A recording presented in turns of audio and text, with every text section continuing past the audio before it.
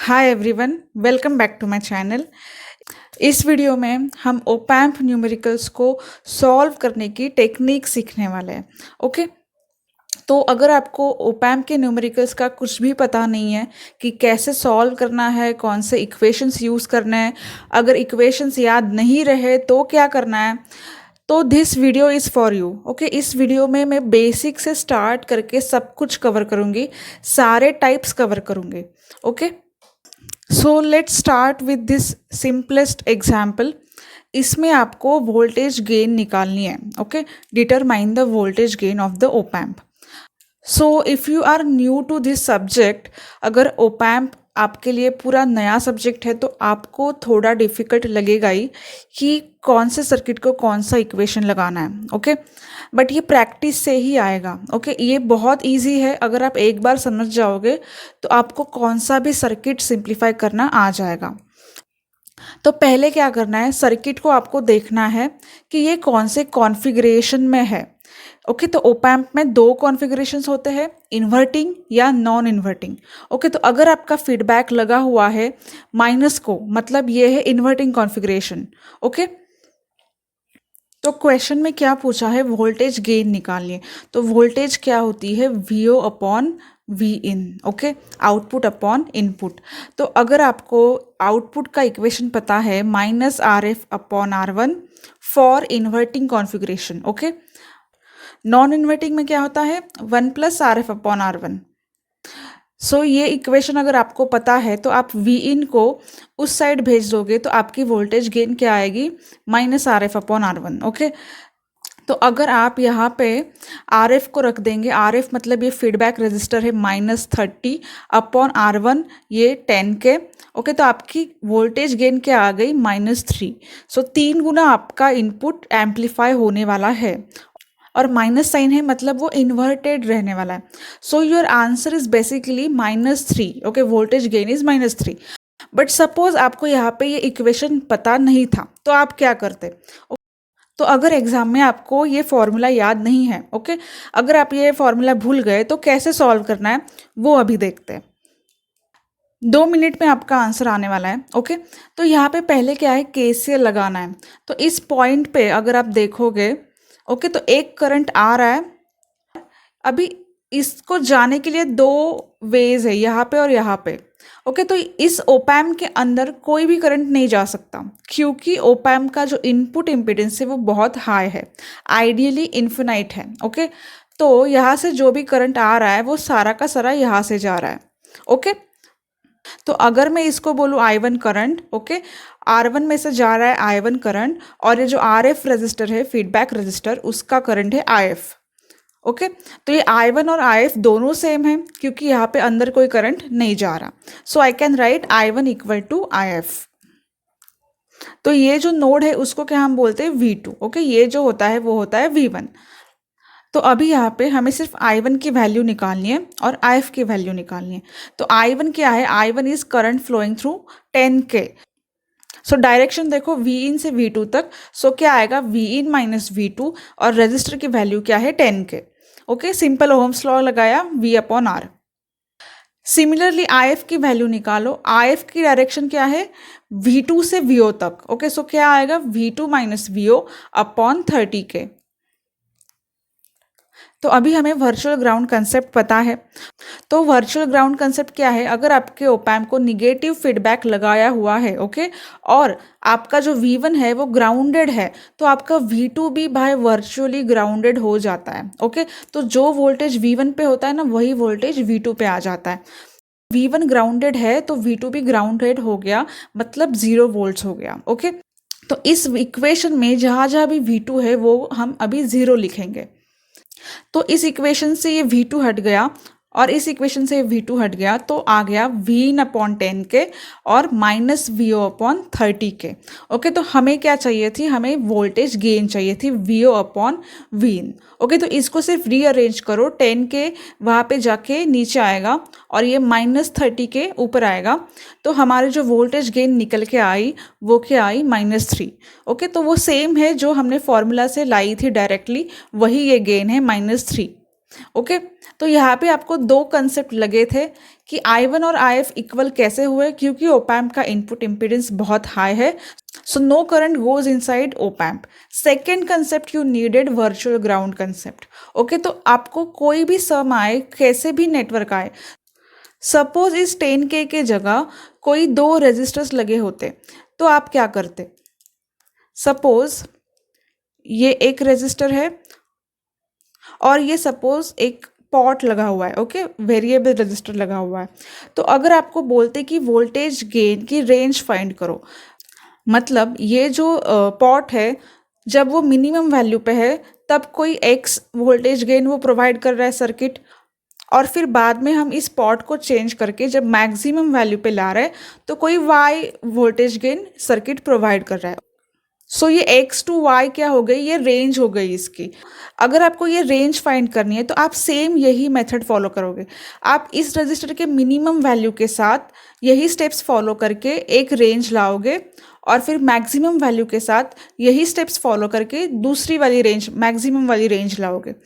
तो ऐसे आपको रेंज ऑफ वोल्टेज गेन मिल जाएगी। तो ये जो वोल्टेज गेन वाले न्यूमेरिकल्स में ऐसे कुछ भी वेरिएशंस आ सकते हैं, यहाँ पे कुछ वेरिएशन होगा, यहाँ पे रेजिस्टर का कुछ वेरिएशन होगा, but concept will remain same.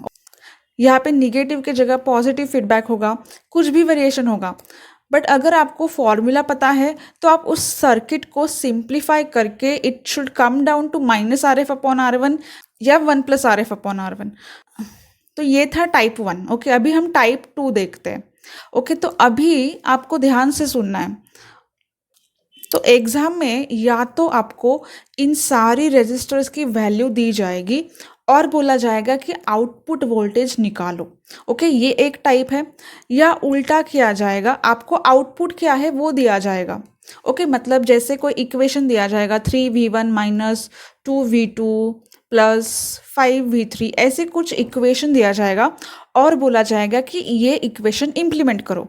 Okay, ये हमारा आउटपुट है, तो ये इम्प्लीमेंट करो मतलब क्या कि इस इक्वेशन को प्रोड्यूस करने वाला सर्किट डिज़ाइन करो। तो उस केस में आपको इन रेजिस्टर्स की वैल्यू कैलकुलेट करनी है। तो ये वाला केस हम बाद में देखेंगे, पहले हम सिंपल केस देखते हैं जिसमें आपको सब कुछ दिया हुआ है कि रेजिस्टर्स की वैल्यू क्या है, इनपुट्स क्या है, आपको सिर्फ फॉर्मूला में डाल के आउटपुट निकालना है। ओके, ये केस अभी हम देखते हैं। तो इन्वर्टिंग कॉन्फ़िगरेशन के 3 टाइप्स होते हैं। Okay, summing, scaling, averaging. वैसे ही ये नॉन इन्वर्टिंग कॉन्फ़िगरेशंस के इक्वेशन है। ओके, तो अभी हम सम देखते हैं। सो इस टाइप के लिए आपको ये इक्वेशंस ध्यान में रखने ही हैं। बहुत सिंपल है, क्योंकि अगर आप यहाँ पे केसेल लगाने जाओगे तो बहुत टाइम जाएगा आपका। सम है तो आपको सम करनी है, इन्वर्टिंग देख के यहाँ पे इन्वर्टिंग की गेन लिखनी है। ओके, बहुत सिंपल है, ज़्यादा कुछ दिमाग नहीं लगाना है। तो अभी क्वेश्चन देखते हैं, डिटरमाइन आउटपुट वोल्टेज। ओके, ये निकालना है। तो अभी 2 केसेस है। पहले तो जब सब रजिस्टर की वैल्यू सेम है, 4K है, तब निकालना है आउटपुट वोल्टेज। और सेकेंड केस है जब तीनों की वैल्यू अलग अलग है, तब निकालना है। ओके, तो इनपुट क्या है हमारा, 1 volt, 2 volt, 3 volt. Okay, RF क्या है, 1 किलो ओम्स। तो पहले केस 1, जब सारे रेजिस्टर्स इक्वल है, तो सारे रेजिस्टर्स की वैल्यू जब इक्वल होती है तब वो circuit as a summing amplifier act करता है। तो यहाँ पे मैंने सारों की सम कर दी। Okay, multiplied by gain of inverting configuration. Okay, क्योंकि सर्किट इन्वर्टिंग कॉन्फ़िगरेशन में है।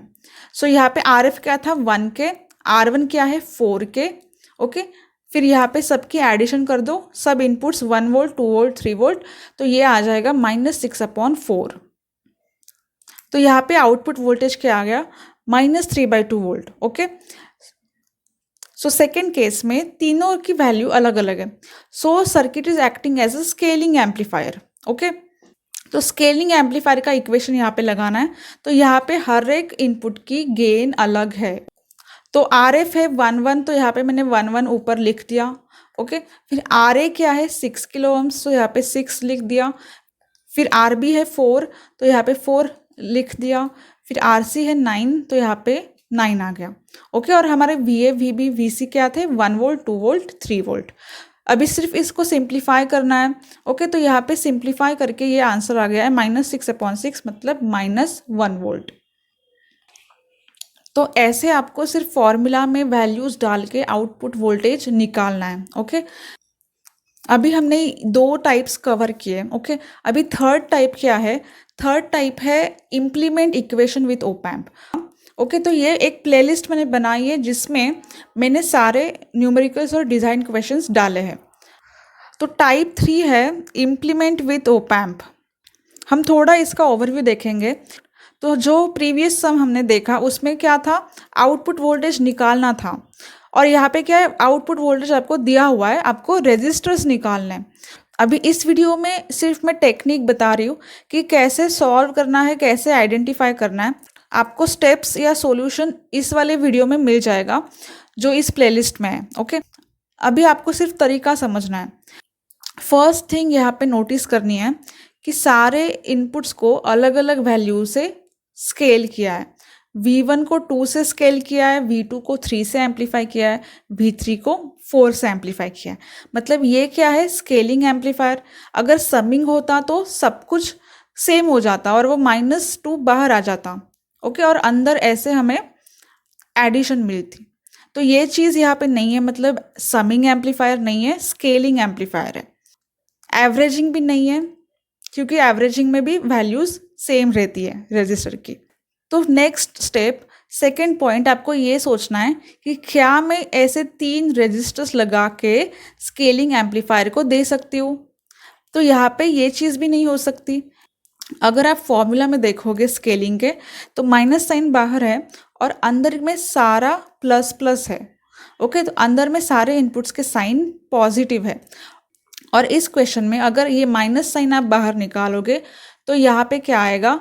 यहाँ पे माइनस आएगा, तो 2v1 -3v2 + 4v3 ऐसे आएगा।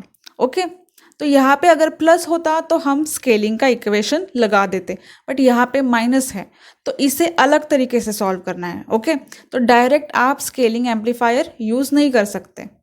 तो इसमें क्या किया? आपका प्रॉब्लम यही है ना कि ये माइनस है, तो इसे पहले आप इन्वर्ट करा लो। इसे आप पहले आप इन्वर्ट करा के इस इन्वर्टिंग समिंग एम्पलीफायर को दे दो। तो यहाँ पे मैंने V2 को पहले इन्वर्ट कराया सिंपल इन्वर्टिंग एम्पलीफायर से, फिर V2 यहाँ पे जो इन्वर्ट होके आया। ओके, फिर वो आप आपके स्केलिंग एम्पलीफायर को दे सकते हो। ओके, तो सिर्फ इक्वेशन को आपको ध्यान से देखना है, एनालिसिस करना है। आपको सब पता है कि ये इन्वर्टिंग है, ये स्केलिंग है। आपको सिर्फ 2 चीज़ों को जॉइंट कैसे करना है वो सोचना है। और कभी कभी ऐसा भी होगा कि आपको 2 चीज़ों को ज्वाइन करने की ज़रूरत ना पड़े, आपको एक ही सर्किट में सब कुछ मिल जाए। Okay, so it depends on your equation, but ये टेक्निक समझ लो आप। आपको इस क्वेश्चन के डिटेल स्टेप्स इस वीडियो में मिल जाएंगे। मेरी जो पूरी प्लेलिस्ट है वो आप देख सकते हो। अभी जो टाइप 4 है वो इजी है, इसमें मैं ज़्यादा टाइम नहीं स्पेंड करूँगी।